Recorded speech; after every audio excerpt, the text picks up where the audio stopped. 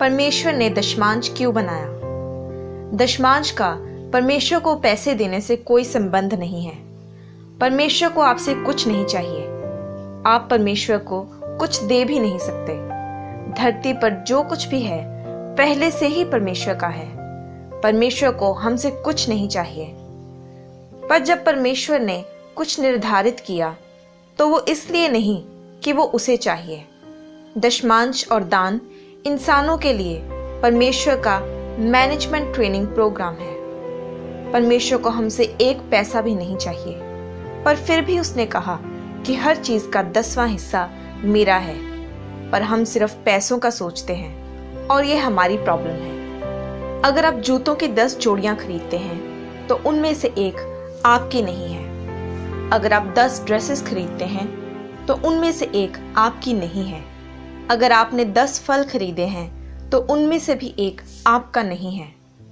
अगर दिन में आपको 24 घंटे मिले हैं तो 2 घंटे 40 मिनट आपके नहीं हैं। आप रोज चोरी करते हैं, अगर आप 2 घंटे 40 मिनट परमेश्वर का समय उसे नहीं देते। आप एक दशमांश चोर बनते हैं जो परमेश्वर का समय चुरा रहा है।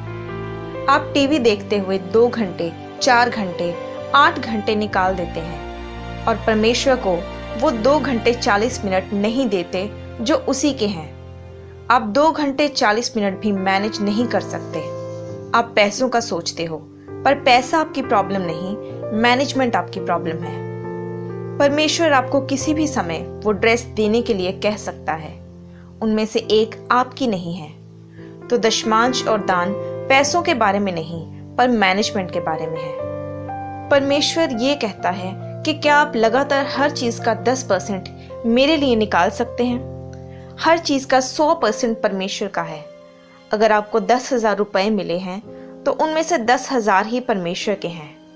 परमेश्वर ने आपको 10% निकालने को कहा और आपके पास बचे 90%, पर वो सब 100% परमेश्वर के ही हैं। तो फिर अगर वो 10,000 परमेश्वर के ही हैं तो वह क्यों आपको 10% निकालने को कहता है?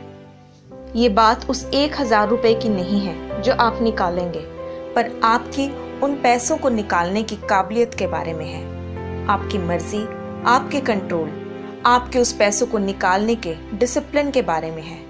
वे आपके डिसिप्लिन के पीछे है।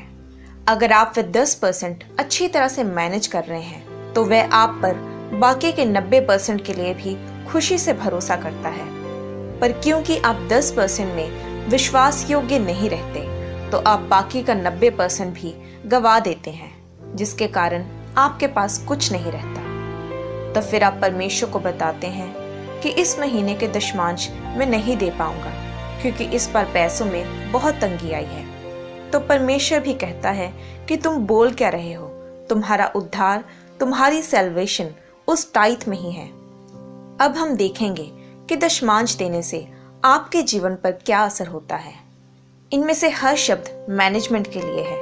अगर आप अपने दशमांश और दान समय पर देते रहें तो पहले जो आपके जीवन में आता है वो है अकाउंटेबिलिटी, यानी हिसाब की जिम्मेदारी। दूसरा है डिसिप्लिन। जब भी आप दशमांश निकालते हैं तो आपको हर बार ऐसा करने के लिए कंट्रोल चाहिए। तीसरा ऑनेस्टी। एक टाइथर बनने के लिए आपको ऑनेस्ट होना जरूरी है, क्योंकि आपको कोई नहीं देख रहा सिवाय परमेश्वर के।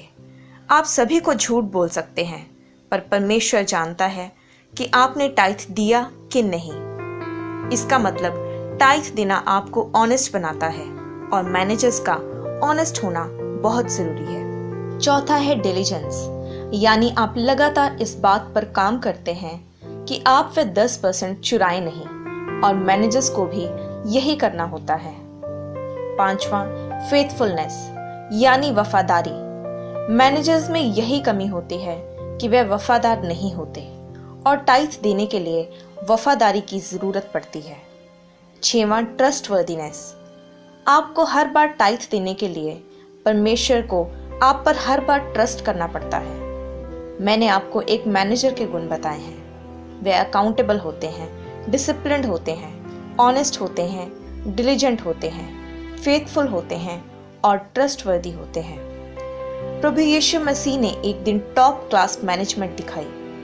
एक दिन जब 5000 लोग एक जगह पर थे और वे सब भूखे थे और ये औरतों और बच्चों को छोड़कर सिर्फ पुरुषों की गिनती थी, तो वह तकरीबन 12,000 लोग होंगे और वह उन्हें कुछ खाने को बांटने वाला था। मरकुस 6:40 में लिखा कि वे 100 और 50 की टोलियों में बैठ गए, यानी कि ये एडमिनिस्ट्रेशन थी, यानी प्रबंध करना।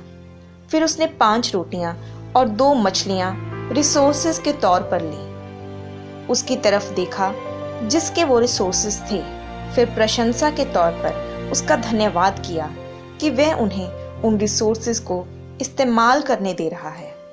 इसका मतलब कि वह चीज़ें आपकी नहीं हैं, पर वह किसी और की अमानत हैं। फिर उसने वह अपने चेलों को दी कि वह आगे लोगों को दे, यानी डेलीगेशन, यानी काम सौंपना। लोगों ने वह खाया और वह सब खाकर तृप्त हो गए।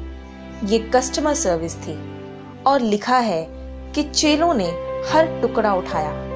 आप ये इमेजिन करें कि 12,000 जन एक खुली जगह पर हैं और रोटियां और मछलियां तोड़ रहे हैं, तो आपको वहां रोटियों के टुकड़े और मछलियों की हड्डियां कैसे इकट्ठी करनी हैं जो वहां घास में गिरी होंगी। यूहन्ना 6:12 में उसने कहा कि बचे हुए टुकड़े इकट्ठे करके ले आओ कि कुछ भी वेस्ट ना किया जाए। आज लोग वेस्ट करने के कल्चर पर बने हैं और आज भी अगर आप कहीं बफे पर जाएं तो आपको पता है कि आपकी प्लेट छोटी पड़ रही है, पर फिर भी आप अपनी प्लेट को ऊपर तक भरते हैं, बैठकर खाते हैं और आधा खाना प्लेट में ही छोड़ देते हैं। आप एक बैड मैनेजर हैं और परमेश्वर इसे आपके नाम के साथ लिख लेते हैं। यीशु ने उन्हें क्यों टुकड़े इकट्ठे करने को कहा? वे टुकड़े जरूरी नहीं थे, पर वह उन्हें कुछ सिखा रहा था। आप टुकड़े भी वेस्ट नहीं करते। परमेश्वर के वचन से रिलेटेड और भी वीडियोस को देखने के लिए आप हमारे चैनल जीसस टीवी को सब्सक्राइब करें और नोटिफिकेशन के लिए